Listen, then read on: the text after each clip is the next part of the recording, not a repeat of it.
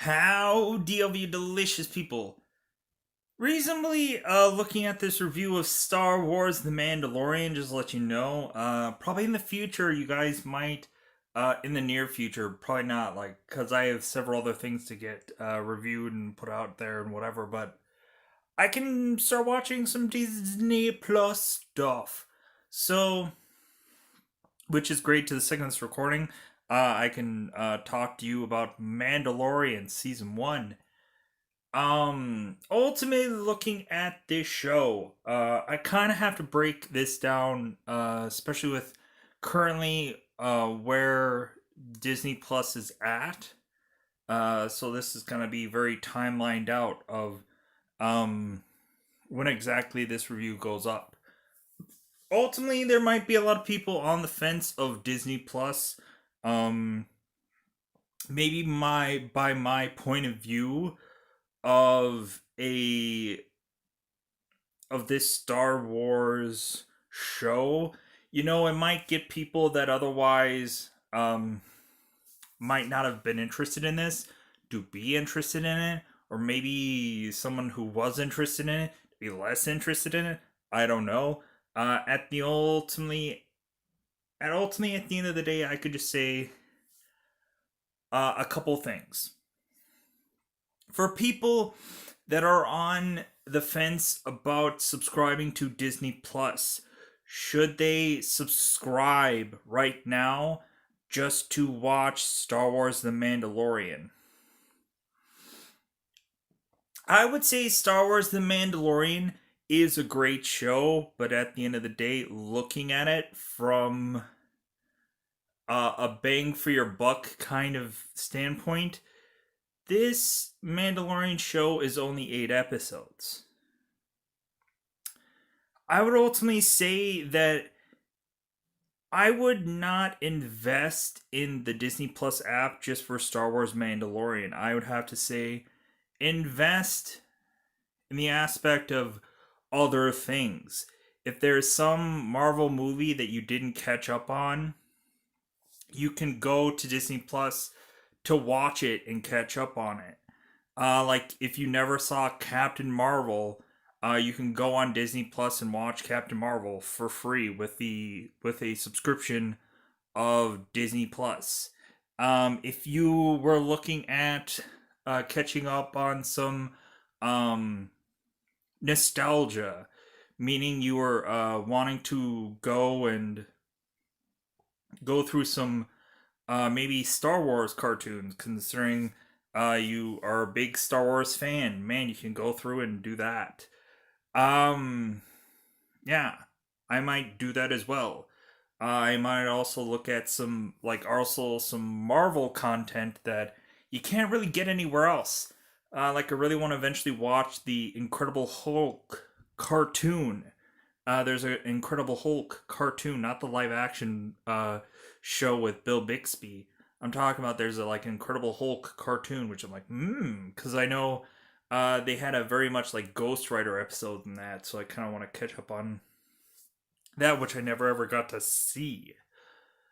But yeah, so I would not say invest in just Star Wars: The Mandalorian. You kind of can't do that, or you can just kind of like have this subscription already lined up for future things to eventually come. Because there's going to be a lot of stuff that eventually is going to come down the pipeline eventually. So, now, I'm going to talk about Star Wars The Mandalorian in a very cryptic sense for people that probably don't know that this is the Baby Yoda show. I'm going to talk about like the amount of how much Baby Yoda is used within the show, and but I'm going to cryptically talk about it as cryptically as possible in the beginning. Then we're going to do a double 5 count to prepare people for then me talking about spoilers about this show. So, looking at this show, one thing that I could say and go out of my way to say that this is Star Wars nostalgia done correctly.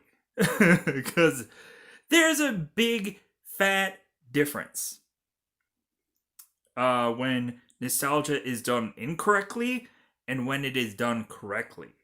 Star Wars nostalgia done incorrectly is just throwing in every character that was just in a past film, just so you could say, "Hey, yeah, that person." Ah, woo, yeah. Like a J.J. Abrams film, to be brutally honest.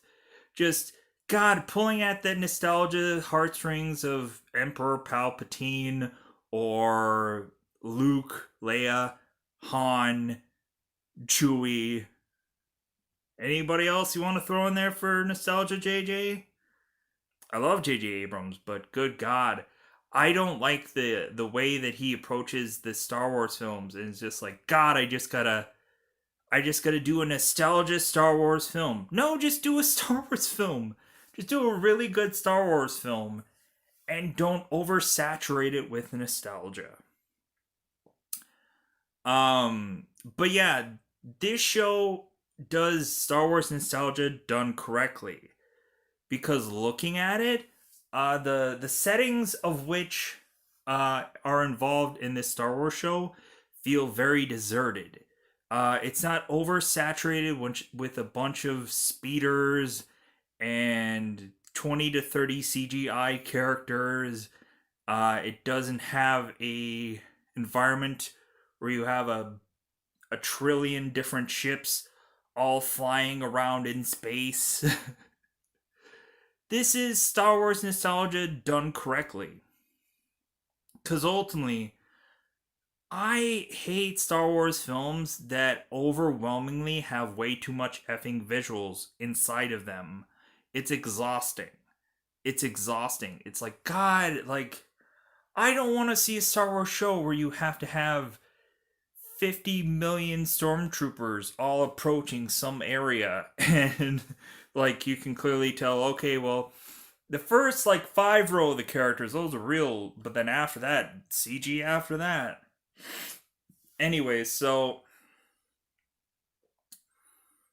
like there's times where I was like, God, please don't be like an overwhelming Star Wars show, because ultimately when you slap the word Star Wars on something, it's like, God, I'm gonna be so overly saturated with visuals, and like I'm just gonna be drowning in just like too much crap filling up my screen. But luckily, it did not do that, and I was so happy for that. So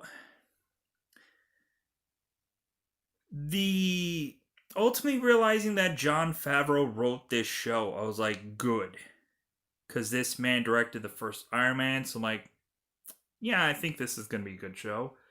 This man created Baby Yoda, Jon Favreau. I was like, good for you, because ultimately, as soon as that Baby Groot thing came out there, it feels like there needed to just consistently be this cute little thing that has to be put into shows and movies and stuff like everybody is really just carrying off this whole like cute little thing that's got to be also like comedic relief as well. um so reasonably, one thing that I could also say about this show, that this show hides its weaknesses. And this is what I mean by that. When you have a main character that is very stiff, that is very unemotional, because of course you can't show like his facial reactions, you can't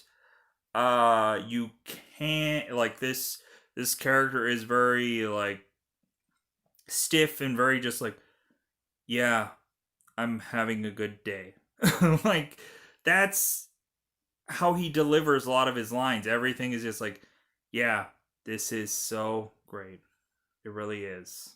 It's like, so you have to have characters added into the show that can, one, deliver comic relief to a very stiff character, and you have other characters added to this show to give the emotional performances to where you have an ensemble piece, of course, because the one thing that I always have to stress with a Star Wars show is it always has to be an ensemble piece.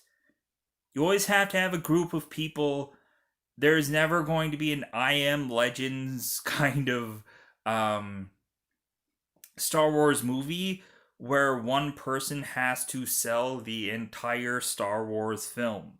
That is seemingly never going to happen. Um, or in this case, a Star Wars show. So I really like that we kind of go back to a simple Star Wars story. This show mostly goes into adventure. Adventure? Adventure.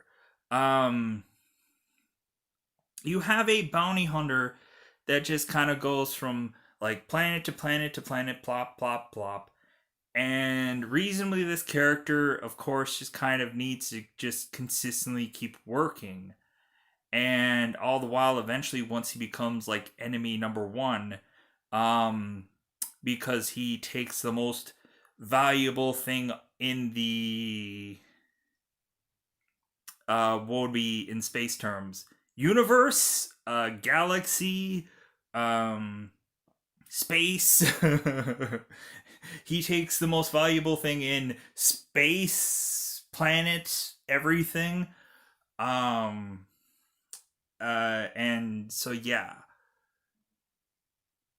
so this guy becomes enemy number one. So ultimately, he has to kind of crazily, uh, rightfully so, have to go and like crazy do these jobs so that way he can kind of have resources to be able to have money and stuff like that. Anyways, so a lot of people ultimately ask, especially if they don't know enough about the show yet, because again, I'm still trying to talk about the show in a very cryptic like sense. Um, this show, I like how simple it is. I like that you don't have to. It's not an overthinking show. I like how simple it is. I don't like. I wish that the main character, had a little bit more backstory, but I think that's kind of very much nitpicking because, like, he technically does have backstory a little bit, because he kind of, uh, he kind of has characters that he had met in his past and this and that. So he kind of has backstory. But then again, it's kind of. Anyways, so for people that are on the fence about this show, uh, a lot of people could say, "Oh, well, if they're gonna have Baby Yoda in a show, he's probably just gonna be on like one episode, and that'll probably be at the very end." Actuality, like I think Baby Yoda almost is kind of overused on this show. But then when also looking at it, I can completely understand why he's used so much. Um he's he's showcased fairly early on in this show. Um and then he's kind of just on the show. And I think I honestly think that he's comic relief. Weird, right? It's weird to see Yoda as comic relief because Baby Yoda can't say anything, but he's comic relief on the show. So when you have a very stiff main character, yeah, you gotta have comic relief somehow. So anyways, there's a couple characters that I did really like that were added onto the show, and like coincidentally, I knew them from other things. Like, oh hey, that's the girl from the Deadpool movie, the girl that pulled off the the superhero landing. Oh, good for her that she's on the show. Not knowing her actual actress name or whatever, but like, oh, hey, good for her. Um, Bill Burr is on this show, which I'm like, oh yeah, I watch a lot of his stand up comedy. Good for him being on the show. Um, there was a guy that was from the Batman Begins movie, and he was on Sons of Anarchy, and I saw him on here. I'm like, oh hey, good for him. Like, yeah, I've seen him on a couple things. So, and then of course we also have the guy from Rocky, of course, being known as Apollo, the character Apollo Creed, and Predator and stuff like that. Of course, that guy's on here. I don't, yeah. Reasonably, I know more films than I probably know actors' names. So, anyways, so this is a good show. I really like. A lot of people could maybe say it's slow or that it's um or that there's not enough action or whatever. Like recently, it's kind of giving you like 4, 5, and 6 nostalgia, and it's a sci-fi western. So it's not gonna have this big, huge, gigantic scale that a lot of people might know Star Wars for having. It's like, no, this movie has to be so big and has to have 20 bajillion um X-wings like surrounding a planet at all times. It's gotta have these bizarrish additional things in here. Um it honestly seems like this show doesn't have a huge amount of CGI. It seems like a lot of stuff is just like all just really just there. Um but yeah, the atmosphere, the atmosphere feels very Star Wars. Um it kind of gives you some nostalgia of certain kind of settings and stuff like that. It's like, oh yeah, I remember that. I remember that place. I remember this. Like this looks familiar and this and that. Anyway, so I really liked the Mandalorian, the main character man, because there is, dare say, more than just I guess one Boba Fett looking character within this movie. Kind of showcasing how like in Clone Wars, um like this kind of Boba Fett like character, these bounty hunters do get cloned and stuff like that. Um, like in this movie, or in this show, it just kind of has like a lot of like bounty hunter esque like people, and it's really interesting to see kind of a very much fresh kind of perspective of like Star Wars bounty hunters, which is really great. Also, I really like towards the end of the movie or the end of the show. I get shows and movies always confused. Cuz looking at it like this really feels like a movie to me. It feels like a very long-winded movie. Um Looking at this show, I really love the very different point of view of what happens towards the very end of the show. I really kind of want to mention that just so in case I don't forget it when I talk about spoilers.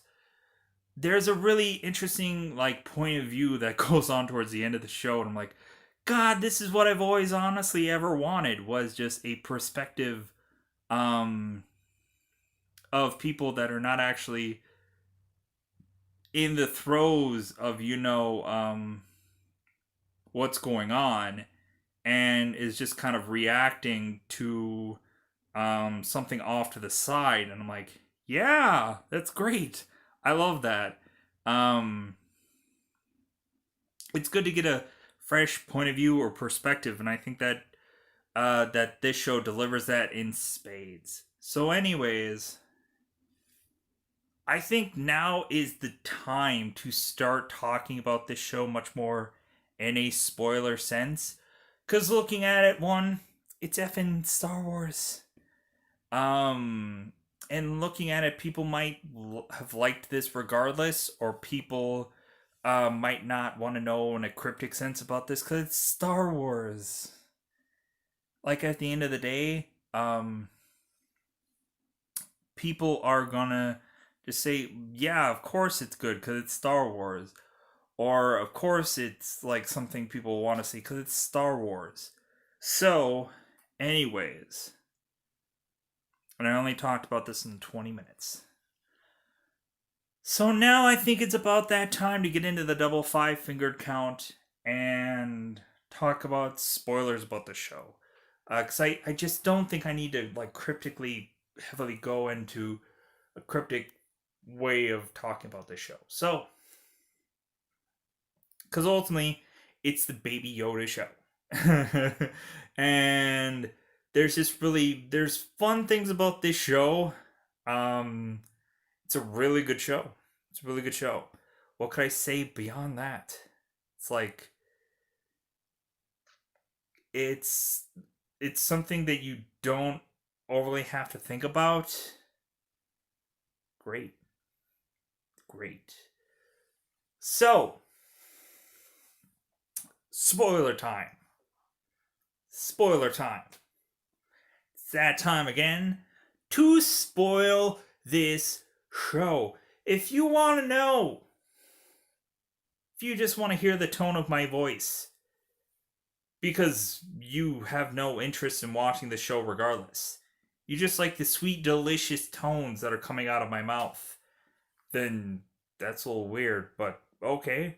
Or at the end of the day, maybe you had seen this show. Maybe not every episode, because there's only 8 of them. Or maybe you've seen this entire thing and you know all of the Star Wars. You know everything there is to know about Star Wars. And I'm sure there's a lot of people that are probably gonna be those people that are like, yeah, this is everything that you missed about the Star Wars, the Mandalorian. Yes, just to let you know, Sergeant Super Delicious, Magnum Cum Laude guy that was in the background. Yeah, he tripped and he fell. Baby Yoda at one point was blue. Yeah, he was blue. Nobody did anybody catch that Yoda was blue? Um, yeah, this actress, she was in the John Favreau movie of this and this Star Wars knowledge. Cause there's any barrage of different kind of people when it comes down to Star Wars. I know there's probably gonna be like somebody out there that like can tell you the entire back history of all of these people because it was seen on some Star Wars cartoon somewhere or so. I don't know. Um, I'm sure there's probably a backstory of every single one of these people somewhere else besides this show. So, looking at it, uh, I've seen some of the cartoons, but at the end of the day, I haven't seen a lot of them. I've seen the movies. I've seen all those. Anyways, here we go. So we have it to where Mondo or Mando, however you want to say it, hey Mondo. So we have I'm gonna like more than likely at some of the characters, I'm probably just gonna give them previous movie references of how I know them, not their actual Star Wars character names. So if I say like Apollo Creed, or if I say like the Deadpool girl, um, at the end of the day, I'm sorry if I didn't like know every single Star Wars character name because I know them from other things. So we have Mondo, because I think I'm gonna call him Mondo, not Mando. I'm gonna call him Mondo. So we have Mondo, who of course has, as per usual, why is it that every single main character always has to lose their parents? Why is it always that their parents have to be killed? Good God. Luke loses his uncle and aunt or whatever. Uh he loses his parents. We have Peter Parker who lost his biological parents in some other movies, and then his uncle ends up getting killed. God, what is up with every single what is up with every single Disney and or Marvel character having to lose their parents? What is up with these stories all the time?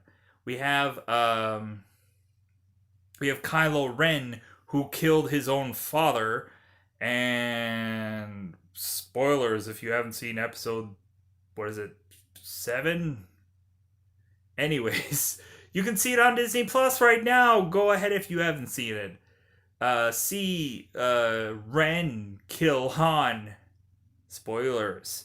I guess for that movie that's been out for what, a couple years now. There's been several other movies that have come after that, just in case everybody wasn't aware. Anyways, so Baby Yoda, Baby Yoda. I am actually a big fan of said man Yoda. Um, God, I still remember Star Wars Episode 2 when they would slap on the trailers of Yoda Man, who the man, Yoda Man, and it'd be freaking Yoda with a lightsaber, is and then freaking Yoda be decking people in the trailer, God, this looks awesome. I didn't I thought that Episode 2 and 3 were actually good. I don't care. Yeah, Phantom Menace. Yeah, it was a goofy movie. But looking at it, I was but there's some still interesting things about said movie. AKA Darth Maul. AKA Jedi's doing stuff. Killing some people. This and that. Anyways, so Baby Yoda coming in. It's yeah, I'm going to be the comic relief. And I'm what? A person that can't talk being comic relief. But so we end up having Mondo. It seems like I'm delaying talking about this show. I don't know why. But anyways, we have Mondo, who is, again, parents dead, ended up being rescued by the Mandalorians. And bizarrely, the Mandalorians as a team group of people, man, do they really kick some serious ass, if I can say so, in a non and much more mature fashion. God, when those dudes get together, they full sail whip some peoples. They take down. They murder. They decimate. And man, is that great. So we have it to where Mondo is getting some bounty, and reasonably it is really cool. I didn't expect for them to actually bring up the whole carbonite thing. I thought that that was actually pretty sweet. Because I was are they gonna bring up carbonite? Because Han Solo, and yeah, are they gonna bring that up? And they actually did. Because ultimately, one of Mondo's bounties gets a little frisky while saying that he was gonna go to the turlet, and but in all actuality, this guy was sifting through this guy's ship, and so legitimately, this guy just carbonated him, and so ultimately, the one thing that I kind of really caught on to was Mondo has this very much Predator setup. Looking at it, there were several things where I kind of tied Mondo or the Mandalorian to Predator, because it looked like he could track people's footprints and stuff like that, and all of his weaponry seemed very Predator-ish. So I was man, this character feels very much like the Arnold Schwarzenegger Predator movie. I think hence why they casted the guy from the original Predator movie in this show. Because it was like, yeah, like, I think John Favreau was probably watching the Predator movies, getting ideas on how to, like, write this Star Wars thing. And he's like, hey, how about I actually cast this guy from this Predator film? Um, yeah. So, anyways, we and I'm sure that might have been missed on somebody at some point, but felt like the Predator films was weird. So we have it to where this Mondo evidently is trying to get these bounties so that way he can get better armor, which is kind of interesting. To the point where once this guy gets bounties, he can get like armor like putting onto his body. The only problem is there like he only has a very small portion of money, so like it was weird at first. I thought it was so odd. I'm like, why is this guy getting a shoulder piece? Like that seems so weird, but then I realized that I'm like, oh my god, this is as much as this guy could afford. So I guess he can only just protect his shoulder temporarily. Um, like that's as good as he was going to get, but then ultimately he looks for the biggest bounty so he can get better armor pieces, aka Yoda.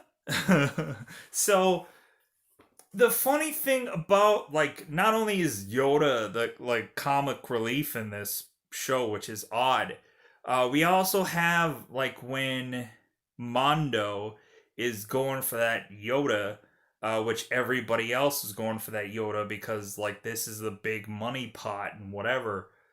We have it to where like we have uh unstoppable force meets unmovable object or whatever. We have this one robot um bounty hunter and Mondo squaring off to the point where like they aren't going anywhere because they're just like the best at what they do. So ultimately they decide to do this Star Wars team up against all the other bounty hunters and like split the profit of the bounty 50-50.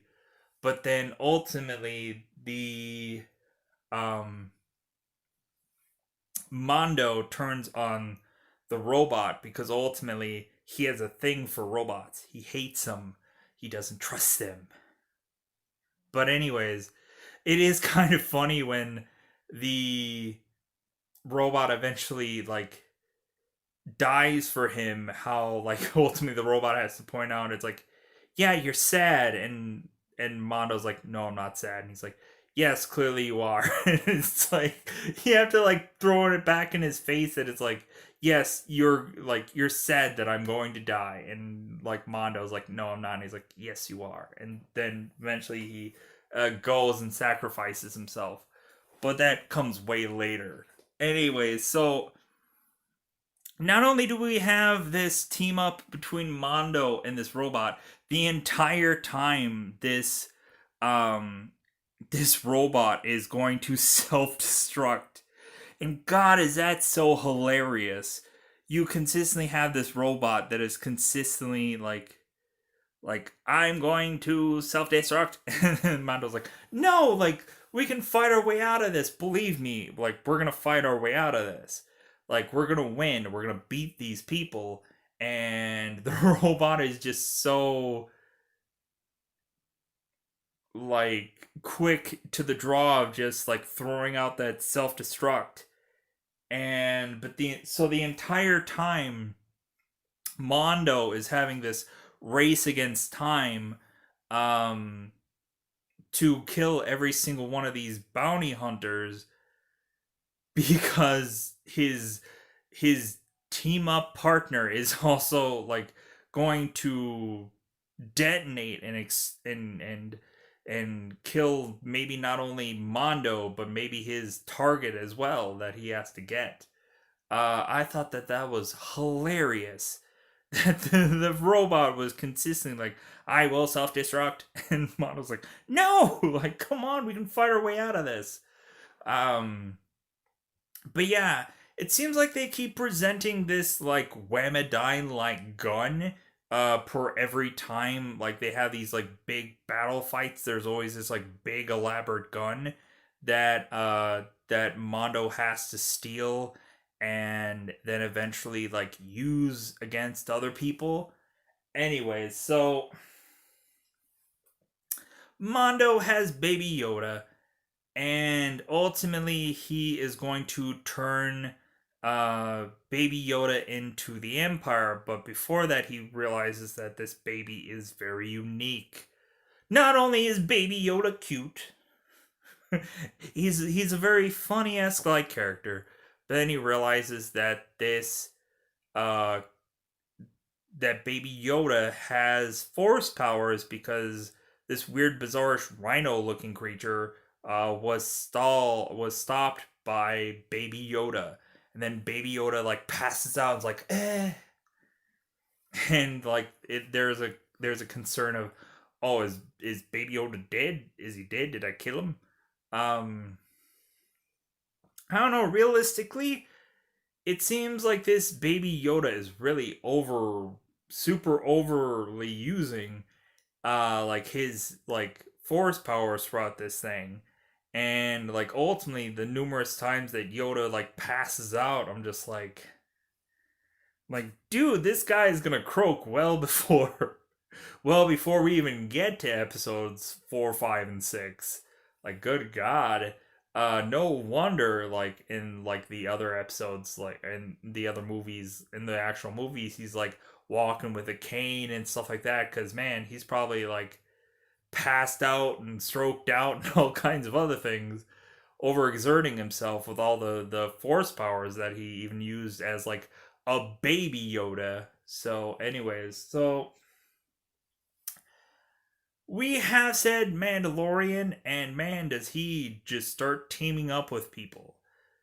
Kind of after he starts, like, ultimately to realize that he really finds that Baby Yoda just so appealing. It's undeniable, even for Mandalorian, to, like, not be swayed by Baby Yoda. Baby Yoda! He takes him and has to fight off the entire rebellion and all of the bounty hunters, um because then all the bounty hunters start to become after him. He becomes enemy number 1, and ultimately the thing of it is that after he first turns in Baby Yoda, gets all this armor, and then everybody starts to hate him because it's like, man, you got the biggest bounty and F you. And like ultimately he's just kind of looking for the next job. And like the funny thing is, the guy that played Apollo Creed or whatever from the Rocky movies is like, yeah, shouldn't you just take a break? It's like, hey, I know a couple ladies that, yeah, you know what I'm saying. um but yeah, it is really funny that this is a character that can never actually show his face within this show. I think there was at one point where he was like eating breakfast or whatever and took his helmet off, but other than that, like, this character is known for never showing his face. But then towards the end of the show, things tend to happen. Anyways, so because Mandalorians are evidently known for not taking off their helmets, which was a kind of interesting story. So we have it to where I think for them they would much rather die than take their helmets off, because ultimately once you do take your helmet off or whatever and show it to actual people, like, you're pretty much done as a Mandalorian, and you're ultimately gonna just resign from doing that, which ultimately is kind of interesting how at the very end of what all the Mandalorians do, and they kind of try to go their separate ways, but I think die in the process and whatever, what have you. Anyways, so ultimately, Cause you have it to where eventually Mandalorian Mondo steals back Yoda and then becomes enemy number one, but the Mandalorians come to his like defense, like comes to like, hey man, like this is the way. And so even if the Mandalorians honestly don't like this guy, they're otherwise going to help him because that's just what they do. So Yoda and Mondo go about their space adventures, of Mondo needing to just get the next kind of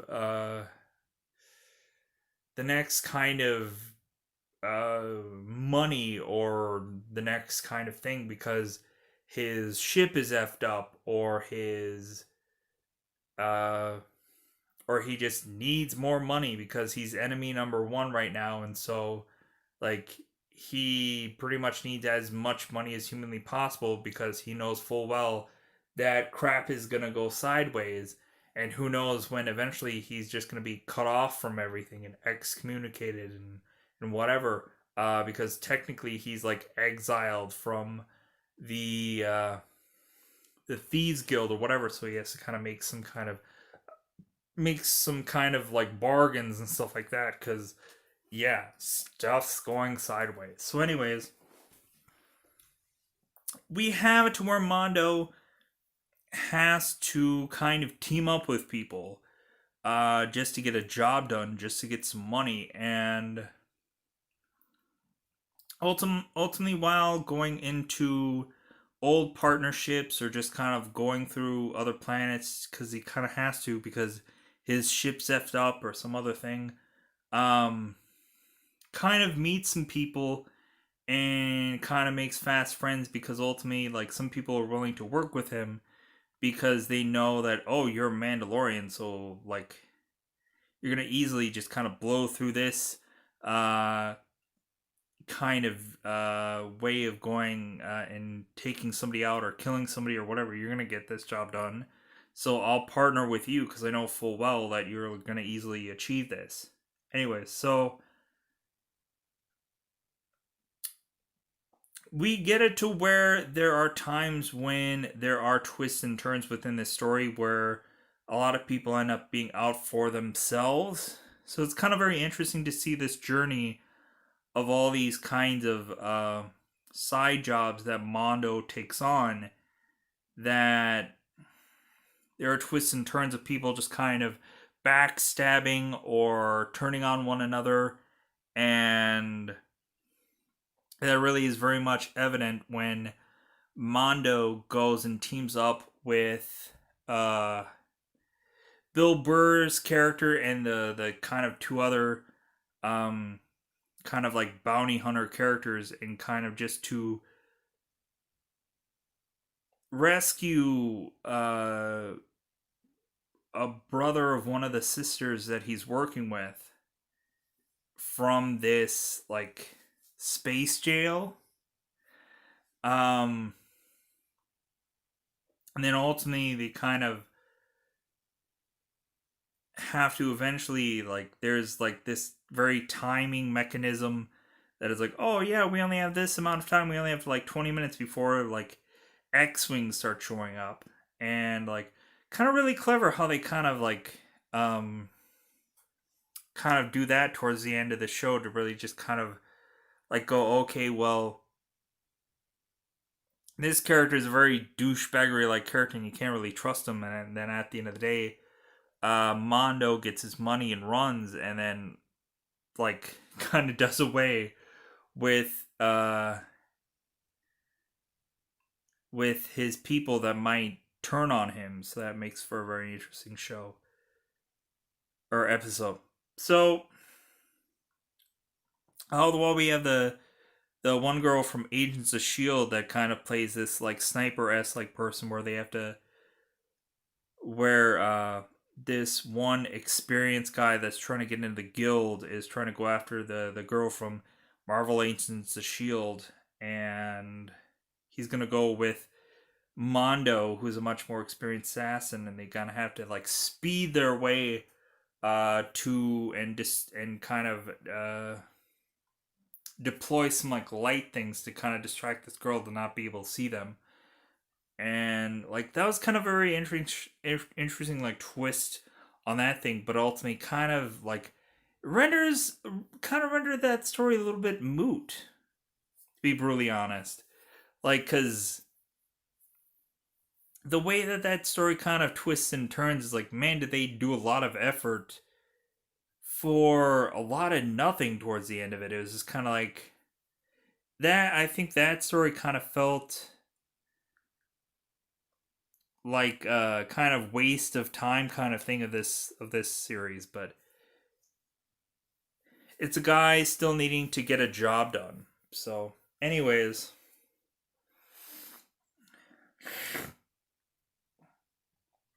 after all the jobs kind of get done and everything like that, and everybody has to get their hands on the baby Yoda, say how cute it is, or say how cool it is, or maybe pretend to drop baby Yoda, or maybe actually do drop baby Yoda because the ship is just flinging around at some points. Anyway, so we have it to where ultimately Mondo now has to uh ultimately now has to kind of face the music that he just can't run forever.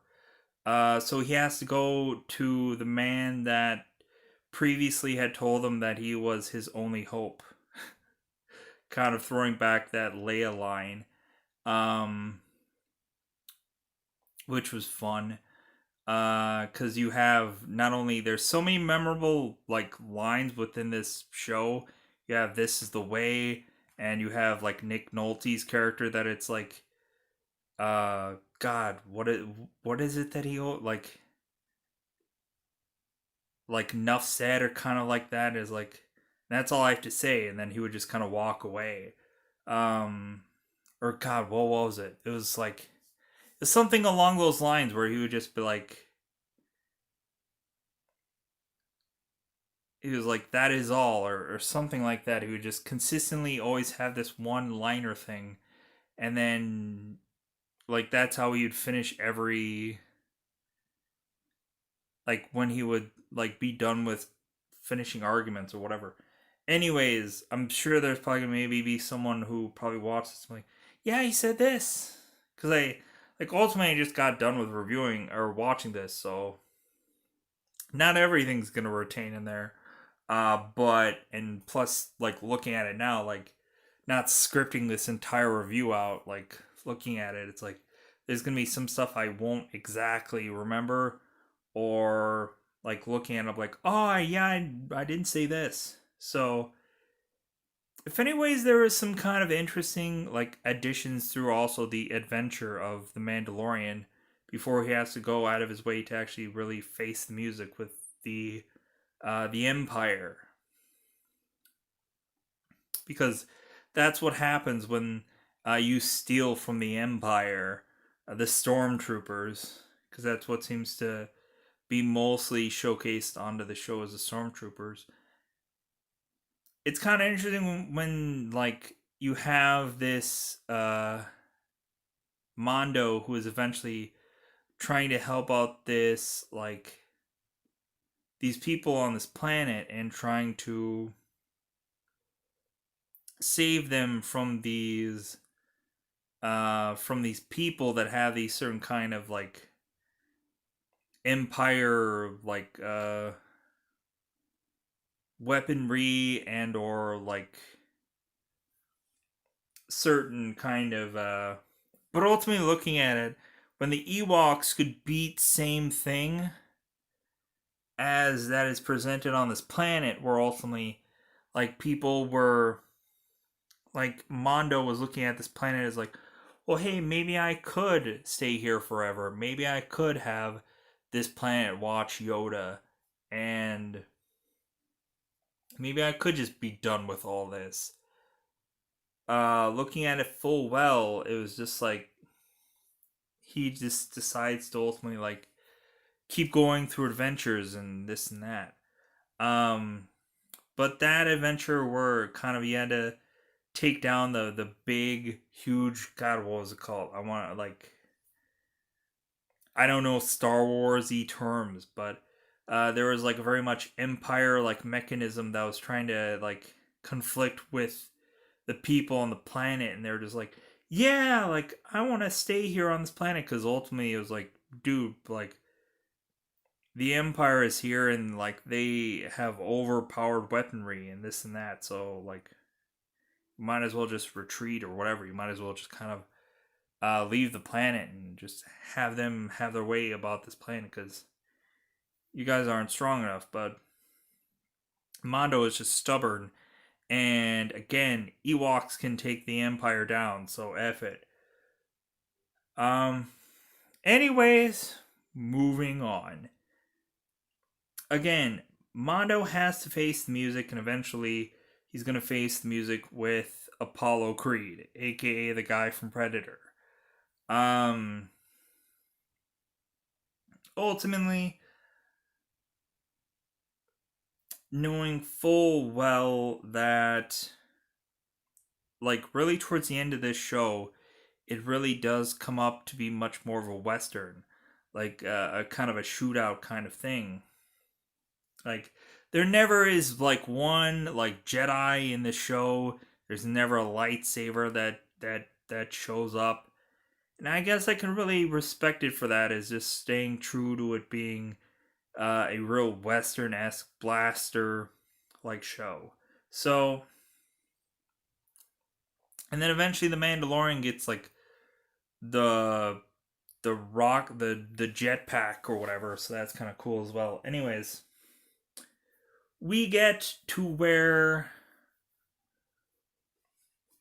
Baby Yoda is bargained with, but then again, they're kind of trying to sneak Yoda away to eventually be like to where like they're just gonna have to kill all the Empire people and hope that Baby Yoda could be just snuck out.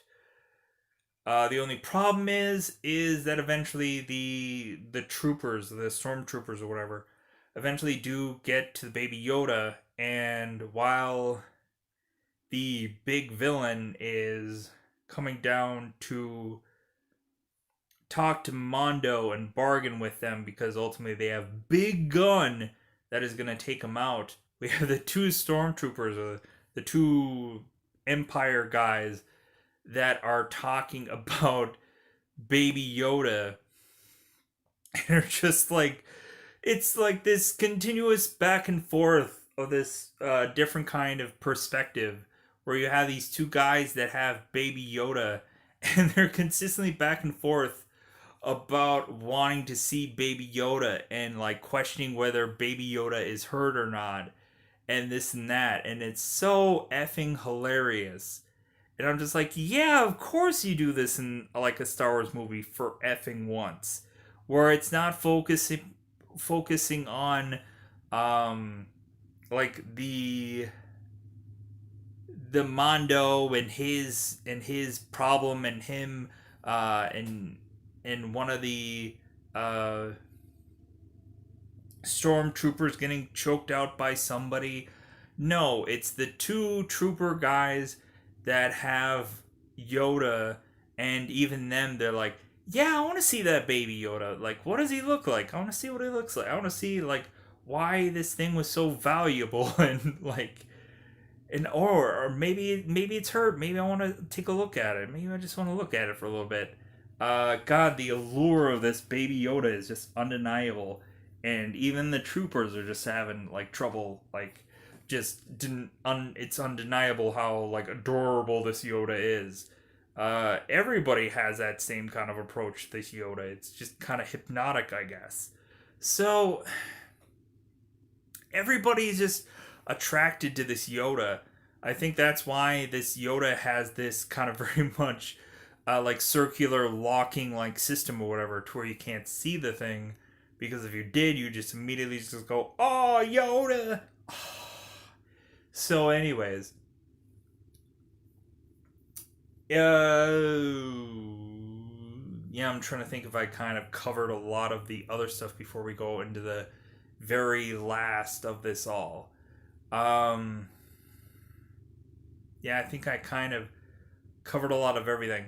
At one point, when Mondo goes with the people to go to the prison to unlock the one brother of the one girl, it was kind of interesting how, like, I kind of did think that he killed every one of like the guys that he worked with, but ultimately he just threw them all in one jail cell, and but then ultimately he ended up killing um the brother and his past friend, which was kind of interesting.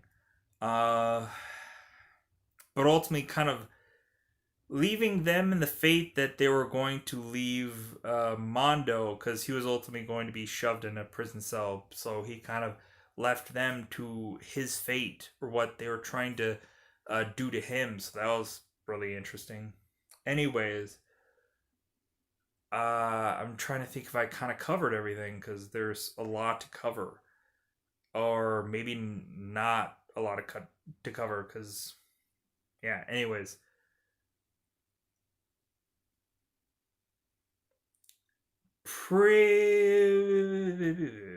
yeah, I think that's pretty much it. Yeah, and I almost took an hour to talk about all of it. Um, some pretty good things within the show, but when kind of going through it, like it's an adventure show, so it's just kind of like enjoy the ride. Uh, Fasten your seatbelts, but ultimately kind of loosen them because looking at it, it's kind of like it's not something that you're like, oh, you're gonna have to really like brace for impact. Just kind of enjoy the ride of it all. So at the end of it all, like all the good people win at the end of the day. Eventually Mando is just stubborn and like kills all the stormtroopers, like every single one of them, and the robot also helps out by self-destructing himself finally, um